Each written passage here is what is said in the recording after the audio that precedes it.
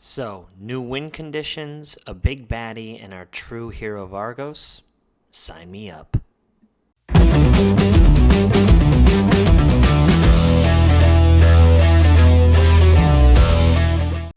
So the first card we're going to talk about today is the Great Amaze. This is the alternate win con that we've got in this set. This is the first time we've seen this in our game, so it's pretty interesting.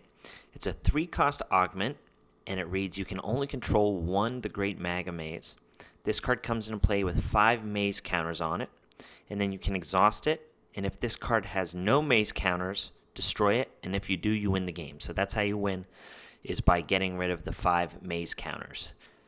Now, this card itself cannot remove any maze counters from it, but there are cards within the set that remove maze counters. There's also cards in this set that also add maze counters to the Great Amaze. So if your opponent is playing the Great Amaze, you can add maze counters onto his Great Amaze to make it harder for him to win the game from the Amaze's effect. My initial thoughts on the Amaze is it's not a very good alternative win con. It being an augment hurts it a little bit because the Zephyr Crystal for green can take this out whenever it wants, and I think that's a real downfall of it. There are other cards that destroy augments in the game, but having your shards being able to destroy augments on command is something that really limits this card's playability. I think if you're going to win with the Great Amaze, you're probably going to have to remove all 5 counters on it the turn it comes into play. And I don't know if that's possible yet. So right now, I'm pretty low on this alternative win con. But we'll see what happens once we have all of the cards in our hand and we can, get a little creative. So now that the maze is out of the way, we're going to move on to the commons. The first one is Protector of the Inbetween. It's a 4-cost unit with 2,000 power. It's got the Guardian ability, and then an Arrive ability that says units adjacent to this card gain Guardian. Pretty interesting. Something to note, even if this card were to leave the field, the cards that were adjacent to it when it came into play would still keep the Guardian ability. So that's pretty cool. You can give things that have the Ruined ability Guardian, so then it makes your opponent think, whether or not they want to attack to activate those Ruined abilities, because you can now guard with those units. So that's the only application I can think of this card. Moving on, we got Juby's Crystal Ball, which is a 1-cost augment that says exhaust, pay X, look at the top X cards of your deck. You may add a Magma card among them to your hand, place the rest on the bottom of your deck in any order, or you can exhaust it and sacrifice this card, search your deck for a Magma card, and add it to your hand. Use only while you control the Great Magma. So what you've noticed here is it's specifying Magma cards. So we do have the Great Magma, but we also have units that we'll be seeing here in the next day or two, also within the Argent cards here that we're reviewing today, where they have the Magma unit archetype, which is like Blazewalker or Beast, something like that. So this one allows you to look through your deck, depending on how many cards you want to tap, and look for a Magma card among them and add it to your hand. Or you can sacrifice it and then search your deck for anyone if you control the Great Magma. So pretty good card, especially for the Great Magma archetype. I think you'd be playing a couple of these for sure. Moving on, we got Ravenous Acidicmonger. It's a 3-cost unit with 1,500 power. It's got an Arrive ability that says destroy target augment, and if you do, draw a card. So, pretty cool card here. I like the Monger archetype. We've got a couple of these so far. This one's pretty good. Being able to destroy any augment and then drawing a card is pretty cool, especially if you target one of your opponents. Just to net off that, you can also target your own if you wanted to. Maybe respond with a Yami on your opponent's delayed poison. Bring this out, destroy it before your turn and draw a card. I don't know. I'm getting tricky here. But yeah, it's a decent common card for sure. Next up, we got Air Celestial Crystal. It's a 1-cost augment that says you can only control one Air Celestial Crystal. Your air tower gets plus 500 defense, and then it has an Arrive ability that says if your champion or spirit is air, recover a shard. Then you can discard this card, recover a shard, but you can only use it while you control Air Celestial Crystal. So this card's pretty interesting. Giving your air tower plus 500 defense is nice, for sure. Also, recovering a shard, for one, is good because it counts as playing a card, and then you recover a shard, so then you can play something else, which plays into the Ariana strategy, which is playing 2 or more cards per turn. Also, if you have Rudy on the field, you will get to recover 2 shards, which would be nice. And then if you have additionals in your hand, you can discard them and untap shards. I still don't know how this is going to play just because air is so tricky, but I would think you play this card just because recovering shards is pretty good. I know it hurts your hand, but Ariana has pretty good hand management. They have a lot of cards that plus in their deck, so maybe this card isn't very detrimental and it works very well into the playing 2 card strategy. So I think this is more of a card for Ariana decks than any kind of colorless strategy. So kind of interesting. I like it. Moving on, we have Water Celestial Crystal. So there's the water version of the card we just looked at. So 1 cost to augment. You can only control one of it. Your water tower gets plus 500 defense. And when it arrives, if your champion is water, or if your spirit is water, then you draw a card. And then you can discard additional copies of it while you control one and draw a card as well. Pretty interesting. Replacing itself, pretty nice. Also plays into an Ariana strategy if you have, a blue spirit as your splash. And then also discarding additional copies to draw more cards. Play a 38 card deck. 37 card deck, I guess, if you count this, because you draw anyway. Yeah, I don't know. These cards are weird. Like, they're good, but do you want to play them over other cards? Because something I've noticed after all of these cards have been spoiled, it's so hard to fit everything in that you want to fit in. So I don't even know if you have room for these cards. Moving on, we got Inspiring Sprite. It's a 1 cost unit, 500 power, and it's got an arrive ability that says target unit gets plus 1,000 this turn. Interesting card, but in my opinion, pretty worthless. So another addition into the Amaze archetype is Judys Pranksters. It's a 2 cost unit with 1,500 power, and it has an arrive ability that says you may put 2 maze counters on target the Great Maze, and if you do, draw 2 cards. So you can put these on your opponent's Great Maze if you play this card. So you'll put 2 counters on their Great Maze, and then you'll get to draw 2 cards. Also, if you control your own, you can play this card and put counters on your Maze and draw 2 cards. From what I've seen, the Maze seems more beneficial to just have it be there and put counters on it to take advantage of effects of the other Maze monsters. So far, like the win con, the alternative win con to remove counters and tap it, doesn't seem worth it. It seems better to just play the Maze archetype with it to utilize the counter abilities, because a 2-drop 1,500 power that allows you to draw 2 cards seems kind of good. So yeah, maybe the Maze is supposed to be something else and they tricked us. So another addition into the Maze archetype is Judys Serpent, 1 cost unit with 1,000 power, and it simply gets plus 1,000 while you control a Great Maze. I don't know. I mean, it's not bad. 2k for a 1-drop is nice, but we just have so many good units that utilize that 1-drop space that this card probably isn't going to be played. So the Maze archetype just keeps coming. This one is Maze Gatekeeper, 3 cost unit, 1,500 power. It reads, sacrifice this card. Your opponent cannot target augments you control with spells or abilities this turn. And then it has a ruined ability that says you may put the Great Maze from your hand or discard zone into play. So this is a very nice addition to the Great Maze alternative win condition, for sure. Anytime your opponent tries to blow it up with something, you can just sacrifice this card. And also it gets it back if you have one in the discard zone. So a nice addition to that kind of play style, but again, I don't think it's worthwhile right now, unless someone comes up with a really cool combo that I haven't seen yet. Next up is Maze Worm, 1 cost unit, 500 power. It says, while you control the Great Magma, this card is treated as all subtypes. You can expel this card from your discard zone, and 2 other Magma units from your discard zone remove a maze counter from target the Great Magma. So this is our first card that we've seen so far that removes counters from the Magma, so very nice.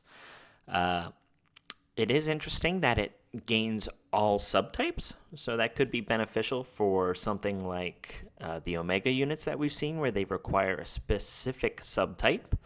That's kind of cool if you want to mix and match the Magma stuff with other archetypes. And then, the expelling is pretty nice for sure because it's a way to remove a maze counter. So if you're looking for that alternate win condition, you're probably maxing out on these worms. Next up is Silver King's Pawn. It's a 1-cost unit with 500 power and has a new archetype called Silver Army. It says you may have any number of copies of this card in your deck, and it says exhaust 2 Silver Army units you control, add target Argent unit from your discard zone to your hand. So as we're going to see here coming up, there's a new archetype that we kind of got spoiled early on with one of the promo cards at the Argent Saga Championship. That is a Silver General, Silver Army kind of archetype that pairs with the new Argent Champion. So this one plays nicely into that because these Silver Generals that you'll see benefit from being discarded. So the fact that you can exhaust 2 Silver Army units to get back those Silver Generals back to your hand to utilize those effects again is very nice. It's a good addition to that archetype. I do like this common card. I think it's beneficial for that strategy. I don't know how many you play yet, but another thing to note is its effect to exhaust 2 Silver Army units. It's an activated ability. You do not have to exhaust it, so that means the turn it comes into play, you can use that ability right away. So that's kind of cool. Slap it down on the board and then exhaust 2 Silver Army units and grab something back from your discard zone. So good card. I like it. And then our last common is Silver King's Inquisitor. It's a 2-cost unit with 1,000 power, also the Silver Army archetype. It has target attack, and then it has an arrive ability that says put target Silver Army unit from your discard zone into play. So it can target itself if you have another copy in the discard zone. It can also target the other card that we just looked at. So a member of the community, Travis McPherson, already came up with a loop for some cards that we're also going to review here in a second involving this card. So you should go to the Facebook and check that out. He's been coming up with some pretty funny loops and cool loops. But this card's a key component in it, so I'm pretty sure you run 3 in there. So before we move on to the rares, I do want to touch on the new Argent champion that we got, which is Mediol, the Silver King. He is the big baddie of Argos. And he says, instead of drawing for your turn, you may discard a card. If you do, search your deck for a Silver General unit and add it to your hand. So we'll be seeing the Silver Generals here in a second. And then it says, pay 1, place a Silver General unit from your discard zone on the bottom of your deck, and draw a card.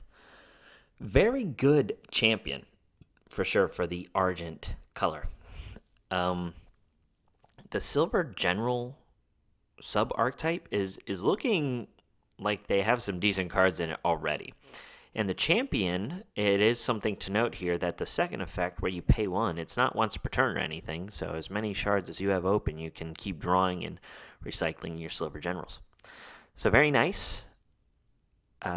Some ruling clarification here. If you have him as your champion, all of your cards need to be Argent, so whatever card you pick as your spirit, your splash is going to be just, those 8, 10, or 12 cards of that color, and then the rest are Argent. So keep that in mind when building anything based around Mediol, the Silver King.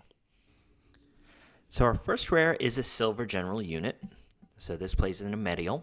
It is Mayu Corrupted by Power, a 6-cost unit with 3,500 power. She has an arrive ability that says you may discard a Silver General unit from your hand. If you do, return target unit to the top of its owner's deck. And whenever this card is discarded, you may pay 4. If you do, return target unit to the top of its owner's deck. So I like this card. I like this Silver General. The discard effect is better because it's lower cost. Paying 6 to get rid of one unit is a little lackluster, but it does allow you to discard another silver general unit. But in the long run, I think using the discarded ability and paying 4 is what you're going to be using this for mostly. But yeah, I like this addition to that archetype, and I'm pretty excited to build a deck around the silver generals, but this is a nice addition.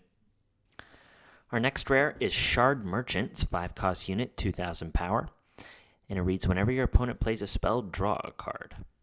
So this card's really cool and kind of close to my heart here because Swords and Boards is on this card here if you look closely at the display case, and that's actually one of the places that I play Argent Saga, and I really like the owners there, the people who work there, and then everyone who plays there. So I really like this card. I'm looking forward to getting a couple and having them signed by the guys up there. But from a unit standpoint, it's not bad. Being able to put some pressure on your opponent anytime they play something, your netting advantage is nice. I think the cost is a little too high, though. If it was a 4-cost, I think it'd see more play. But as a side deck card against blue, it might be an option. Next up, we have Veteran of the Gilded Hills, 3-cost unit, 1,500 power. And it has an arrive ability that says if your champion and spirit are the same element, add target unit with that element from your discard zone to your hand. So, cool card here. I like it. It incentivizes you to play mono colors. A lot of colors in the game right now don't have ways to get your cards back from the discard zone to your hand if they were discarded by something like the Darkness Tower or something. So this allows you to get back those cards. And now that Omega units are out, if your opponent ends up discarding one of your Omega units and you have no way of getting it back, if you're running a mono color strategy, you can run this guy and get it back on command. So this is a very good rare, in my opinion, for mono colored strategies. So another silver general unit we get is Ella Corrupted by Love, 3-cost unit, 2,000 power. We've had this card in the meta already, as it was an Argent Saga Championship promo, but now that Ascension is fully spoiled, I think it got a little better. But let's move on. Silver General, but also Sky Raider, so you can use it in air. It says discard a Silver General unit from your hand. Target unit or augment loses all abilities as long as you control this card. And then it also says whenever this card is discarded, you may pay 1. If you do, target unit or augment loses all abilities this turn. So, in my opinion, the negating abilities effect has not been very good so far in the game, but with Omega units being released, I think it does have a little more merit, as the effects of those Omega units are quite strong, and this can negate them, at least for the turn, with that second effect being discarded. You can respond with the first effect on the Omega units as well, if you have something like Yami to bring it out from your discard zone, but most of the time you're going to have access to that first effect, discarding it. So I do think this card got a little better now that we know that Omega units are in this set. So Ella is a nice addition for sure.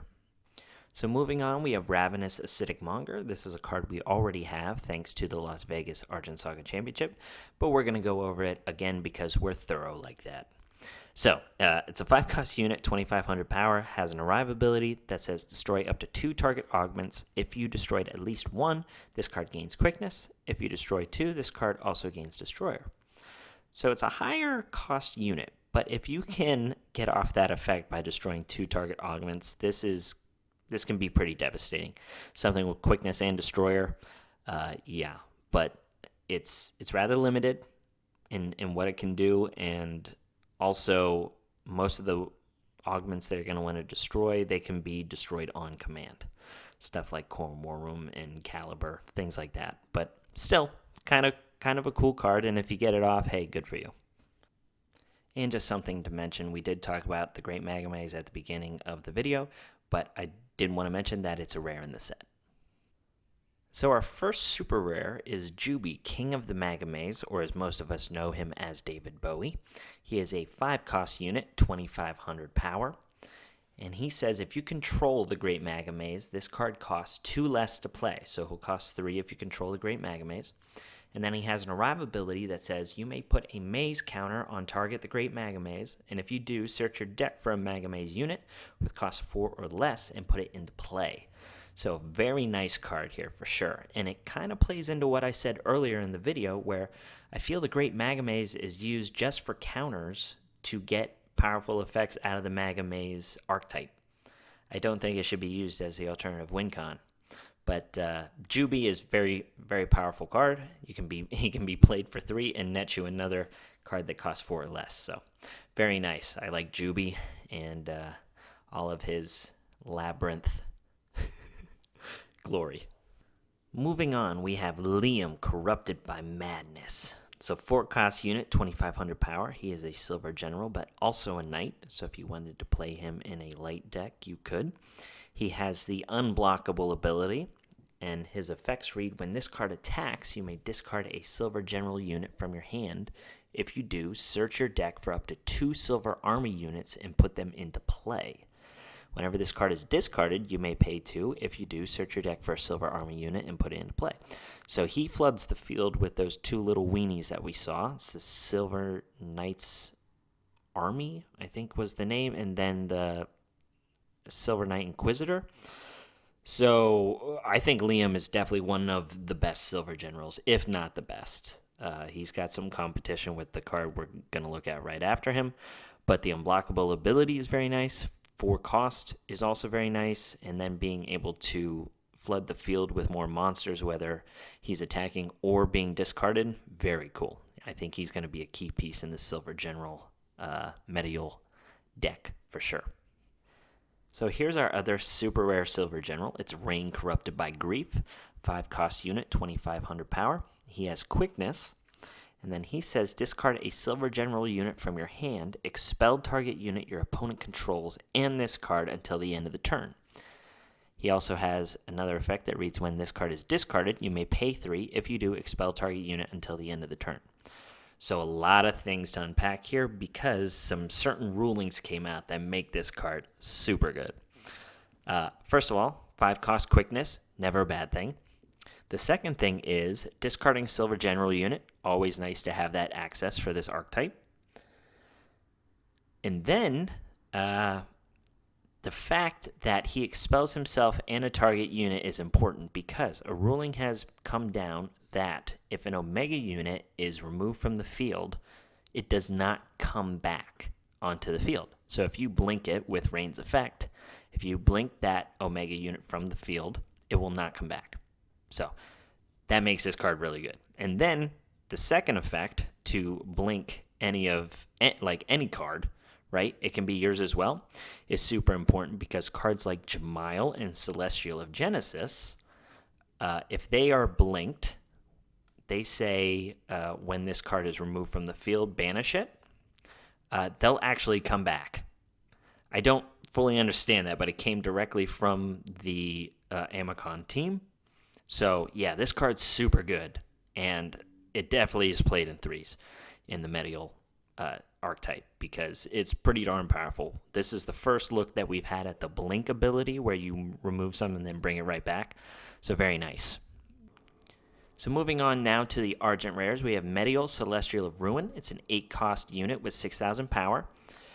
And it says this card costs 1 less to play for each silver army and or silver general unit you control. So it could cost 4 at a minimum. It says if your champion has Medial in its name, this card gains the following abilities. Sacrifice a unit. This card gains Immortal this turn. Sacrifice 2 other units. Destroy target shard and target unit. Sacrifice 3 other units. Destroy up to 2 target towers. So very, very powerful effect. Before this card was spoiled, Jeff Jones was talking about how this card punishes games going later and sitting back and your opponent doing nothing. So basically, the guy that I was mentioning earlier in the video, Travis McPherson, he found this loop that involves this card, and it ends up with you destroying all of your opponent's shards. So you should go check that out. It's on the Facebook. It's pretty funny, and a couple of people were like, did you guys know this loop was around? And Jeff was like, yes, that's what I said. It punishes people for sitting back and doing nothing and being control-based. So now you have Medial to kind of ruin people's days. This card's really cool, and it's great for a Medial strategy for sure. So check this guy out, guys. So our second Argent rare for the Argent color is Lloyd, Traveler of Worlds, 4-cost unit, 2,000 power. He is a question mark archetype. And his arrive ability says you may place up to 3 target spells from your discard zone under this card. You may play spells under this card as if they were in your hand, and if you do, expel them after they are played. If this card would leave the field, expel all cards under it. Wow. So, man, this card's amazing. It is the only card in the game right now that we have that allows you to replace spells if they were in the discard zone, to my knowledge. And, it's pretty darn powerful. Getting back anything that you might have milled with Aragon, like, I instantly think of this card going into Aragon.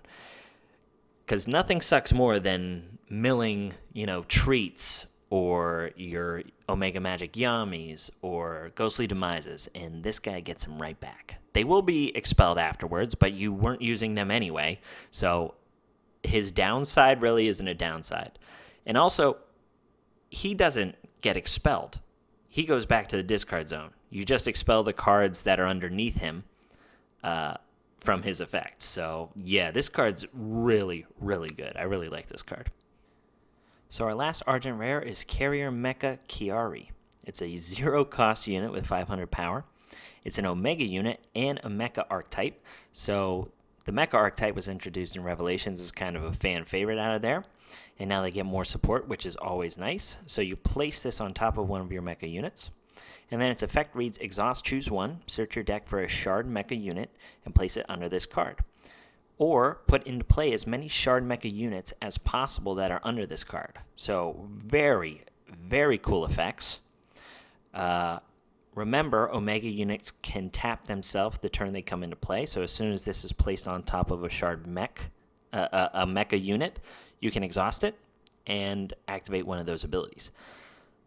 One of the better things that I've come across is utilizing this with Sola, where you can play it on your first turn by putting on top of the 1-cost Shard Mecha unit, tapping it, grabbing another Shard Mecha unit, and then it untaps because of Sola's effect, and then you can also tap it again on your opponent's turn, and then at the beginning of your turn, bring out 2 of the Shard Mecha units. There's also a new Shard Mecha unit that we're getting as a promo. It's not in this set. That's going to be very good with this card. So, very nice addition to the Mecha archetype. The only bummer is the 500 power because it dies to rain really easily. But other than that, all of the other stuff revolving around this card is fantastic. So it's a very nice addition to the Mecha archetype. Sadly, it cannot bring out Yugo, though. That's something people really were excited about until they read the card a little more. So yeah, it can't bring out Yugo. So our last card for the Argent color is Ira, Savior of Argos. 5-cost unit, 6,000 power. It's an Omega unit, and she has some hefty requirements. You need to place her on top of one of your Ira units, and all of them are bad. We have 2. And then you also need to control the Air Celestial Crystal and Water Celestial Crystal, which we've reviewed. So you need all 3 of those things. You need an Ira unit, and then you need to control those 2 crystals to even play this card. But if you have all that and you do get to play her ability is units you control cannot be targeted by spells or abilities and are unaffected by tower effects. So that is crazy. But it is also your effects. So if you wanted to target them with something, you won't be able to. And then she also has an arrive ability that says restore each of your destroyed towers.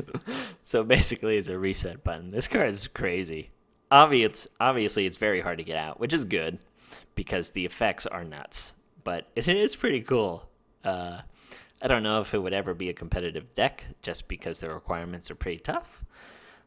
But this is something that you possibly could play in an Ariana deck with a blue splash because you can utilize both of the crystals and you can search out the Ira units with Ariana's Resolve. So that is something to note. It might turn into a deck just because the effect is so nuts. But yeah, that's all we've got for the Argent cards, guys. I hope you enjoyed them. The Argent cards are really, really cool in this set. I'm so excited for this. I can't wait to get my case in my pre-release kits.